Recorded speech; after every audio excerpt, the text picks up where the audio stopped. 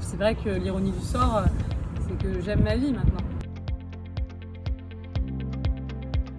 Je m'appelle Pauline Déroulède, j'ai 29 ans et je pratique le tennis fauteuil depuis 1 an. J'ai eu un accident il y a 1 an et demi où j'ai perdu ma jambe gauche sur le coup. Et une des premières phrases que j'ai dites quelques heures après l'accident, c'est de dire à mon entourage: je vais faire les Jeux paralympiques. Je ne savais pas dans quelle discipline encore à ce moment-là.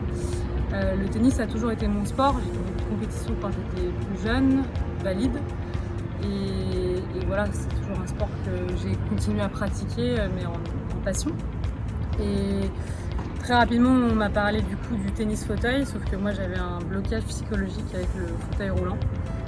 C'était très compliqué pour moi d'accepter l'idée d'être en fauteuil et de jouer mon sport. La première fois dans un fauteuil, c'était un peu frustrant pour moi. C'était beaucoup frustrant parce que j'avais des réflexes de joueuse valide encore.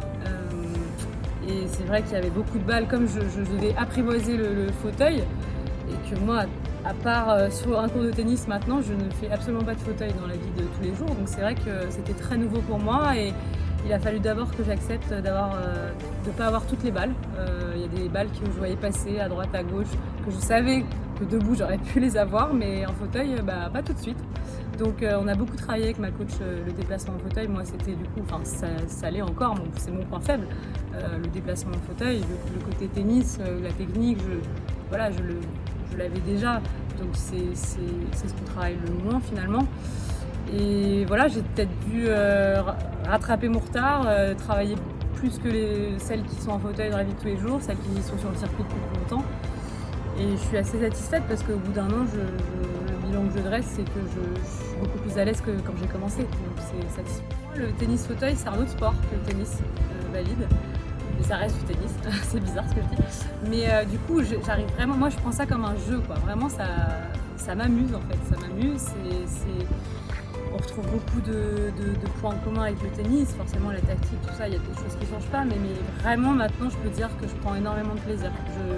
Je me vois pas ne plus faire ça dans ma vie. Voilà, ça fait partie de ma vie et je me vois pas changer, quoi. Je peux pas retravailler dans la profession dans laquelle j'exerçais avant pour des raisons physiques, tout simplement, parce que assistante réalisatrice, c'est rester debout pendant des heures, courir partout sur un tournage, et c'est vrai que mon accident est encore trop récent. Et c'est un mal pour un bien, même si ça me manque énormément. Le tennis c'est devenu ma vie et en fait, secrètement, c'est vrai que j'ai toujours voulu avoir cette vie-là de sportif de haut niveau. Et l'objectif ambitieux du projet olympique que je me suis fixé, c'est la raison pour laquelle je me lève le matin. Donc voilà, je me lève pour aller faire du tennis, quoi. Donc c'est génial. C'est vrai que l'ironie du sort, c'est que j'aime ma vie maintenant. Et à côté des jeux, c'est vrai que, pour être très honnête, je rêve de Roland-Garros.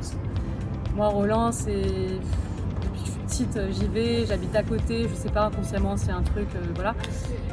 C'est mon tournoi favori, vraiment. Je trouve qu'il y a une ambiance particulière et d'y être en tant que joueuse, ça serait un rêve de petite fille, vraiment. Donc voilà, c'est un objectif que je me fixe, mais d'abord les jeux, chaque chose en son temps, et voilà, il ne faut pas aller trop vite. 0,15.